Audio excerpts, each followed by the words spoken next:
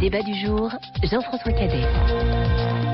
Faut-il interdire les listes Dieudonné aux prochaines élections européennes? Le secrétaire général de l'Élysée, Claude Guéant, le souhaite. Le gouvernement réfléchit aux moyens de le faire, alors que Dieudonné comparaissait aujourd'hui devant la 17e chambre du tribunal correctionnel de Paris, suite à ce qui s'est passé le 26 décembre 2008 au Zénith de Paris, quand il avait octroyé à l'historien révisionniste Robert Faurisson le prix de l'infréquentabilité et de l'insolence, procès immédiatement renvoyé au 22 septembre. Alors Dieudonné serait-il tellement infréquentable qu'il faudrait lui interdire de se présenter à des élections? On en parle ce soir avec Hans Colistier, l'essayiste et journaliste Alain Soral. Bonsoir. Bonsoir. Vous êtes le président et le fondateur du mouvement Égalité et Réconciliation. Vous avez quitté le Front National le 1er février 2009 pour rejoindre précisément Dieudonné. Et face à vous, Elisabeth Lévy. Bonsoir. Bonsoir. Journaliste et essayiste également. Alors Elisabeth Lévy, vous êtes d'accord avec Claude Guéant quand il dit que les listes Dieudonné n'ont pas leur place dans le débat démocratique? Ben non, excusez-moi, je suis pas d'accord puisque j'ai écrit un papier qui s'appelle Liberté pour les ennemis de la liberté.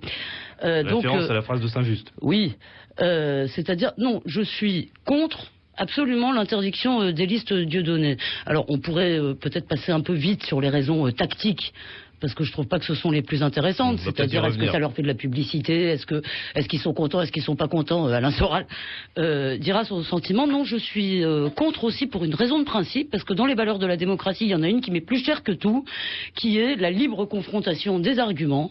Je pense que les idées défendues par Dieudonné, et on va y venir aussi, mais que ce soit l'antisionisme ou l'antisémitisme, peu m'importe. D'ailleurs, je les trouve tout aussi illégitimes, et moi je pense que le débat d'idées doit pas se passer dans les tribunaux dans ce pays. Donc il n'y a pas de problème avec les listes Dieudonné? Il y a un problème avec les listes de Dieudonné. Normalement, ça devrait être la sanction des urnes, quoi. Voilà, je préfère, si vous voulez. Je n'ai pas tellement envie de m'infliger ça, mais quand même, je préfère m'infliger d'entendre toutes les choses absolument épouvantables qu'on risque d'entendre pendant cette campagne venant des partisans et des listes de Dieudonné, que de leur interdire le débat, parce que si nous leur interdisons, moi je pense qu'il faut les affronter avec des mots, les affronter avec des arguments. Je veux dire, nous sommes dans le pays de la raison critique et je ne vois pas pourquoi. Je pense que nous perdrions si nous désertions ce terrain. Alors Alain Soral, est-ce que finalement toute cette affaire, c'est pas une énorme campagne de publicité pour vous et pour Dieudonné? Déjà, je dois dire que je suis content d'avoir entendu ce que je viens d'entendre. Je suis entièrement d'accord. Moi, mon rêve depuis des années, c'est de pouvoir débattre sur ce sujet, qui est le sujet, d'ailleurs, je le dis bien, qui n'est même pas le sujet d'Israël, qui est le sujet de l'incroyable pouvoir et de l'incroyable influence du lobby sioniste en France. C'est ça qui me pose problème et qui fausse un peu le débat. Voilà. Et moi, ce que j'aimerais, c'est pouvoir avoir un débat intelligent sur ce sujet. Et c'est pour ça que, à mon avis, cette liste existe. Et est-ce que c'est un débat qu'il fallait avoir à l'occasion d'une élection européenne? Oui, bien sûr, parce que les élections européennes, comme l'a très bien fait comprendre Rachida Dati par sa désinvolture, ne servent à rien. Donc autant qu'elles servent à quelque chose. Et nous, on s'en sert de tribune pour parler. Et pour revenir à votre deuxième remarque... Donc l'Europe, vous vous en fichez, si je comprends bien, vous servez du scrutin, de l'occasion démocratique qui est présentée pour faire entendre votre voix. Non, c'est pas qu'on se fiche de l'Europe, c'est que je pense qu'il n'y a aucun rapport... C'est un peu ce que vous venez de dire quand même. Non, c'est parce que je ne me fiche pas de l'Europe que je me fiche des élections européennes qui sont une foutaise. Voilà. On sait très bien que c'est une chambre d'enregistrement, que 97% des députés de gauche et de droite valident à peu près tout ce qu'on leur présente, c'est les vraies statistiques. Donc autant se sert de ces élections dont les Français ont bien compris qu'elles ne servaient à rien et que les enjeux étaient ailleurs, pour être sur des débats sérieux. Or le débat du sionisme, et je dis du sionisme en France, c'est un débat très sérieux qui engage des tas d'autres sujets, notamment la soumission de la France sous Sarkozy à la ligne libérale atlanto-sioniste.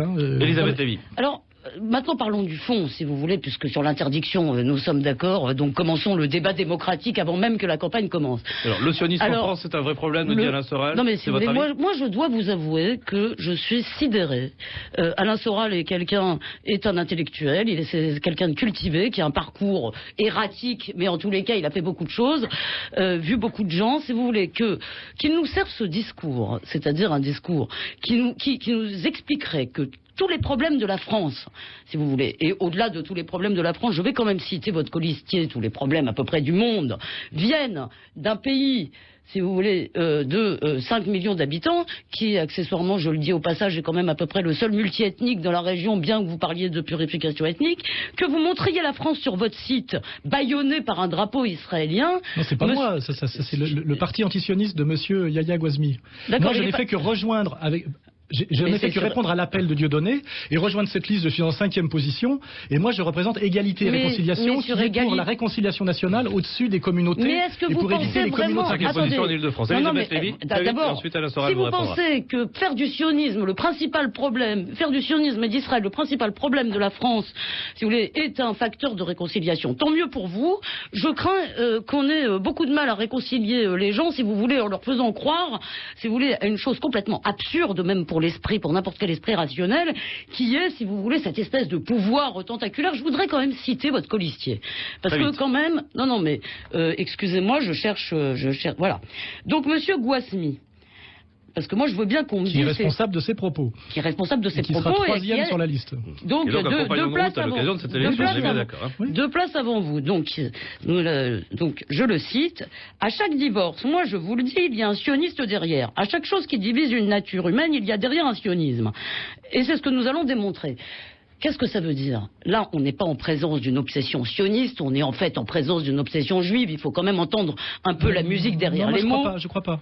Ah, vous ne croyez pas? Alors, Alain Soral. Je crois pas parce que, justement, moi j'ai beaucoup voyagé au Liban, je suis allé en Syrie, et là-bas j'ai rencontré des gens qui m'ont dit nous n'avons aucun problème avec les Juifs qui vivent depuis des millénaires avec nous, c'est le peuple du livre et nous partageons les mêmes croyances monothéistes. Nous avons un problème avec le sionisme qui sont des laïcs et des militaires et qui ont beaucoup perturbé la région. Enfin, et je vous annonce quand même là que non seulement nous avons des Juifs sur notre liste, mais nous avons même un rabbin antisioniste qui appelle à voter pour cette liste au nom de la Torah et des valeurs du judaïsme. Donc vous pensez, si vous voulez, que le problème de la France c'est les sionistes. Alors malheureusement pour vous, il se trouve... C'est un des problèmes, c'est notamment au niveau de la liberté d'expression, au niveau par exemple de la soumission du Quai d'Orsay à une certaine politique, au niveau de la manière dont on réintègre l'OTAN. Vous voudrez qu'on clarifie un certain nombre de choses parce qu'on entend dire beaucoup de choses depuis que Claude Guéant s'est exprimé. La preuve c'est Guéant, excusez-moi, la preuve c'est Guéant. Pourquoi Guéant, qui est invité sur Radio J, se sent obligé de dire qu'il va tout faire pour interdire les listes? Je voudrais quand même vous poser une petite question. Alain Soral, vous avez entendu beaucoup d'hommes politiques en France s'exprimer depuis que Claude Guéant s'est exprimé dimanche effectivement chez nos confrères de Radio J. Pourquoi a-t-il dit ça? Certains disent, et lui aussi, l'antisionisme c'est le faux-nez de l'antisémitisme. Où vous placez la frontière? Et est-ce que on vous fait un faux procès? Bien sûr qu'on nous fait un faux procès. Et ce qui est très dangereux, c'est que systématiquement... Vous placez la frontière. À partir de quand bascule-t-on de l'un à l'autre? Le sionisme, c'est la défense inconditionnelle d'un État, qui est un État qui est face à des contradictions qui sont de plus en plus graves, qui est obligé de pratiquer de plus en plus un régime d'apartheid, alors excusez-moi, le sionisme, ça n'est pas ça. Le sionisme, excusez-moi, c'est un mouvement national qui pense que les Juifs sont un peuple et non pas seulement une appartenance religieuse. On peut être juif en n'en ayant rien à foutre de la religion. Pardonnez que les auditeurs me pardonnent mon langage. Le sionisme, c'est une idéologie, effectivement, qui pense que les Juifs ont le droit d'avoir un État. Être antisioniste, ça ne veut pas dire critiquer Israël. Critiquer Israël, tout le monde a le droit de le faire et entre nous, peu de gens s'en privent. Non, mais attendez, soyons raisonnables. Pensez-vous vraiment que vous avez vu des milliers de gens manifester... Dieudonné a critiqué Israël dans un sketch, ça lui a coûté sa carrière. Non, Dieudonné n'a pas critiqué Israël.